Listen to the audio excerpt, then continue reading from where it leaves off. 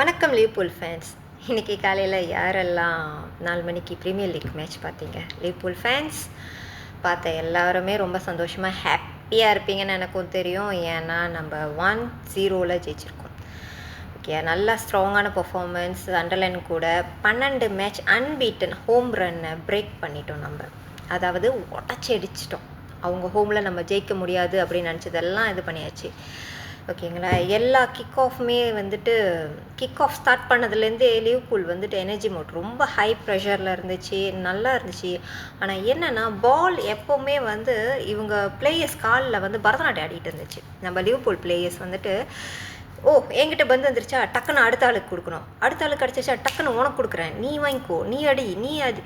So அந்த மாதிரி ஒரு கன்ஃபியூஷனில் இருக்கிற மாதிரியே ஒரு ஃபீலிங்காக இருந்துச்சு.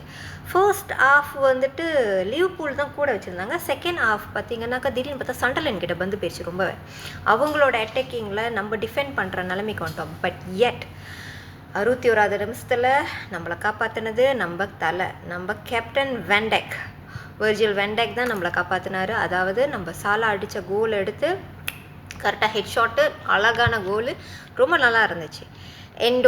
எண்டோ நினச்சி எனக்கு என்ன சொல்கிறதுன்னு தெரில. ஏன்னா வந்த வேகத்துக்கு அவராகவே சொந்த காசில் சூனியை வச்சுட்டு இப்போ வெளியாயிட்டார். ரொம்ப உடம்பு முடியாமல் போயிடுச்சு, கால் போச்சு. இப்போ காலா ஆங்கலான்னு தெரியலை, அந்த அளவுக்கு செக் பண்ணிகிட்ருக்குறாங்க. ஸோ ஹேவ் டு வெயிட்னு அர்னே ஸ்லாட் சொல்லிட்டாரு.